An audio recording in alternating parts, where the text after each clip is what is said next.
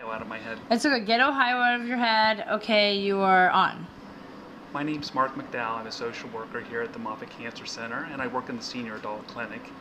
I've been here for about 6 years. I live in Land O'Lakes, just north of here, and I've been working with a lot of people who are going through the cancer treatment process that usually are having more difficulty with their resources.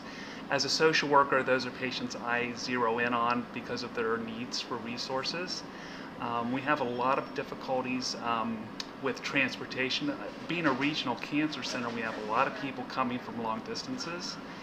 And sometimes getting here, even having the gas money to get here, a lot of times transportation is not reliable, so that's a really big issue for people. And sometimes that's a huge barrier to their getting the care that they need. We also look, sometimes they need to stay here for a few days, so lodging is an issue. There are a few avenues to help some people with lodging, but sometimes that's a real problem. We always worry about people possibly sleeping in their cars somewhere, in the area, because they've got an appointment the next day and they don't have the money to stay somewhere.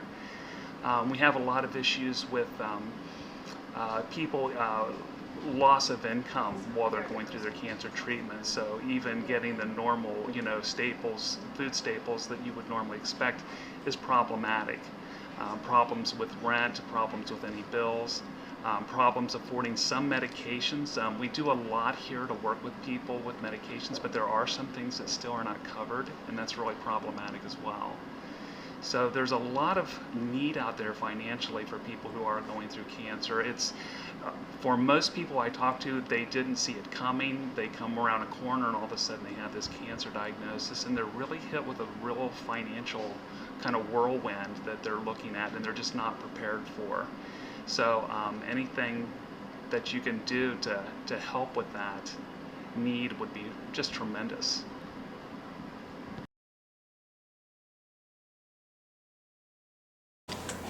So I am here at the Avera Cancer Institute Navigation Center, and I'm here with Jamie, and she's going to give us a fabulous tour.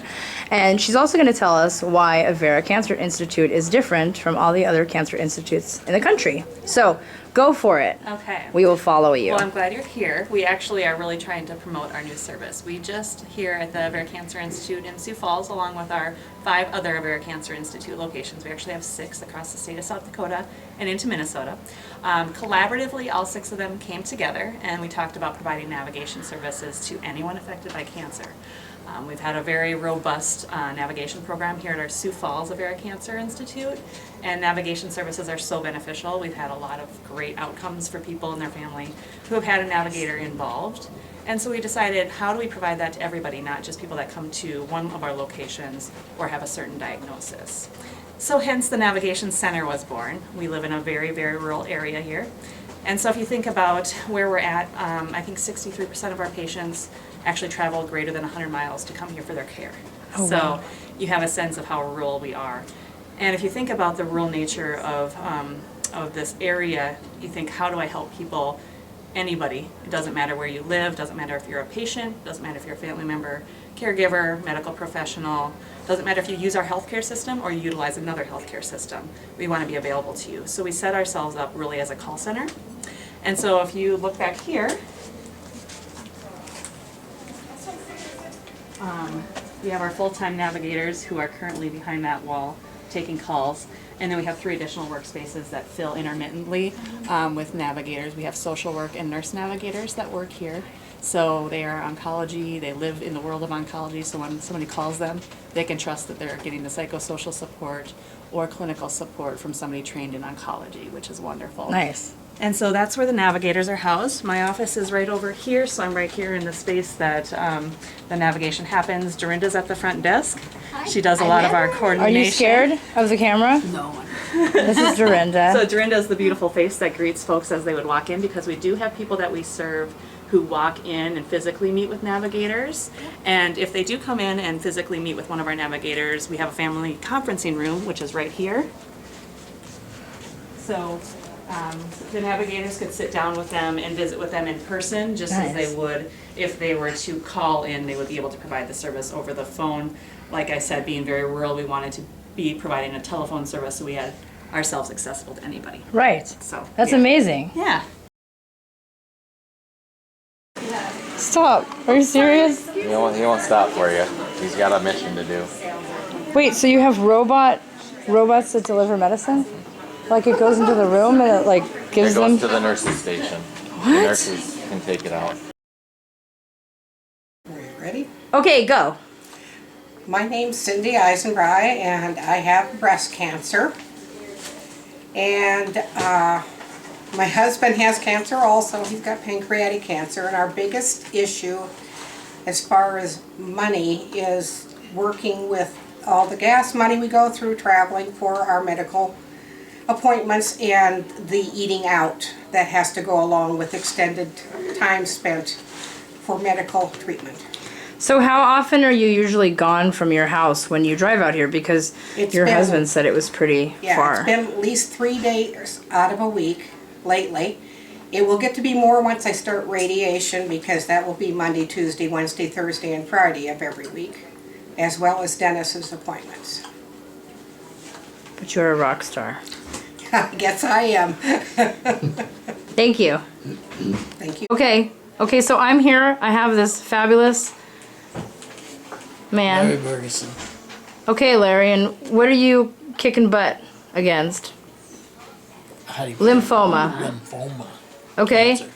Okay, and so why don't you tell us a little bit about, you said that you have financial stability, and you're so thankful and lucky to have that. But what if you didn't have that? Oh, I don't know what I do. It costs so much for this treatment that no one person can afford it. You have to have insurance. You gotta have something. It costs way too much for Okay. one treatment even. So you're saying that a big financial need, had you not had the supports, would be paying for your treatments? Oh, without a doubt. They take everything from you. You can't afford it without insurance. With some kind of a financial aid, you cannot go through a chemo treatment. It just outrageous what they charge you for this. You just be broke the rest of your life. Lose everything is what you do. So I'm lucky. I have insurance.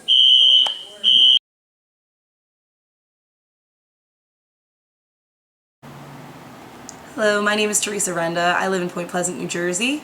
My husband, Nicholas, was diagnosed with stage 4 Hodgkin's lymphoma, and I would say that the biggest financial struggle that we had to deal with was having money to pay for our rent and our bills, and not knowing where the next, money was coming in with my husband being out of a job.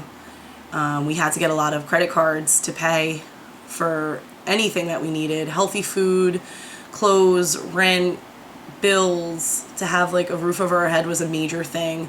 And now, because of the credit cards, we are in about $10,000 worth of debt, and we're struggling pretty hard right now. Okay.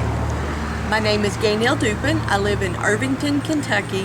I had breast cancer, and my biggest financial difficulty was money for gas and travel.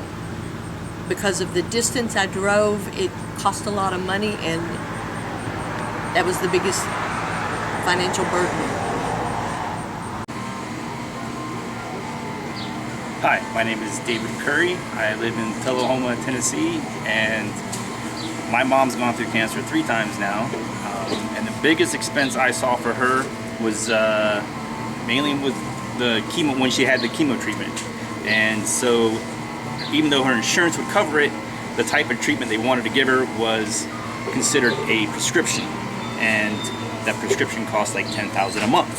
So the way her treatment, her plan worked, she had to pay for the prescription first and then get reimbursed for it. So if you got an extra 10 grand laying around, you can pay for your cancer treatment, or you figure out a way. So for the biggest expense I can see is situations like that, where people just don't have that kind of money laying around to pay for these outrageously expensive treatments just so they can live a healthy life.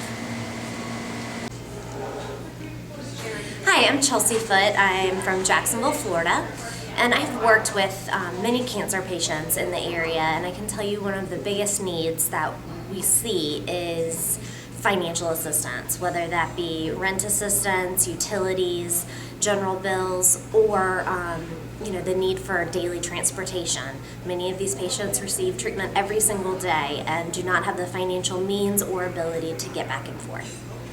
And so this is one of the largest needs we see in the cancer treatment world. Hi, my name's Artie Linworth. I live in North Florida near Jacksonville, not too far from the Ackerman Cancer Center. And I'm dealing now with a former cancerous prostate that's been removed, but cancer came back. So I'm having proton radiation treatment for the area where my prostate was. One of the major financial areas that I think maybe people don't think about is transportation. We drive over an hour each way to get our cancer treatments 5 days a week for 2 months. When you start adding up, refilling the car just about every couple days, that can add up. So depending on a person's financial situation, simply getting to and from the cancer treatment can be an issue for financial security. Thank you. No, you go. You go. Okay, You do it. you're on. I think both of you, I mean, each of you has a voice, so each of you can give a different opinion, right? Yeah. I'm Diane Barb, and I'm from Gainesville, Florida. And the biggest financial needs I see in this community are for gas money to get to treatment. Okay, you're up. I'm Ron Farb, again from Gainesville, Florida. We serve the University of Florida Shands Hospital. I agree with Diane, the biggest need is for gas cards, but also for food and lodging assistance as well. Okay, my name is Nikki Nielsen. I live in Farmington, Utah. My dad was affected by cancer. He had duodenal cancer. It's a cancer of the small intestine. I'm also a nurse, and my dad passed away 5 years ago. I think the biggest need that cancer patients are in need of assistance for and help with, and their families, is to have caregivers in the home. As a nurse, I see a lot of patients spending a lot of their time and a lot of their last days in the hospital because they don't have a family member or a nurse or someone that has the knowledge that can take care of them at home. When my dad was sick, I dropped out of my life. I'm married, I have 4 kids. I lived in California at the time, and I just dropped everything, walked away from everything, and moved to Utah. I moved in with my dad so I could take care of him, and he could be comfortable at his house. And so I think it would be great. I think there's a great need for that, for people to have that funding, to have someone come and take care of them in their homes and give them the care that they need. And so, wait, let me get your fabulous, okay, I got your fabulous face. Okay, so go. Okay, I'm Lynn Sudal, and I live here in Henderson, Nevada, which is right outside of Las Vegas, Nevada. And I'm a breast cancer survivor. Makes me teary. I hate this disease. I hate it.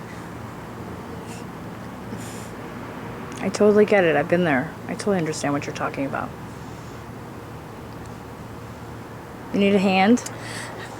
You need a hand. It's okay. You're still good. You're still good because you're telling here. the truth. You're telling the truth, and you're here. This is my truth. I would say the biggest financial stepping stone, I don't know what the word Assistance. is. Assistance. The financial assistance that's needed is how to take care of your household expenses. How you got all these medical bills coming in, you got household bills coming in, and you're not working right now because you're going through treatment and you're so sick you can't go to work. I went from $130,000 a year income to 0, and it was a total shock. We sold our home. It was $85,000 the first year out of pocket through my medical.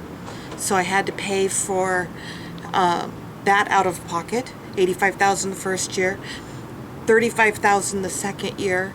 I don't know what I haven't done my 2015s yet, so I don't know what my out-of-pocket expenses are going to be, what that is costing.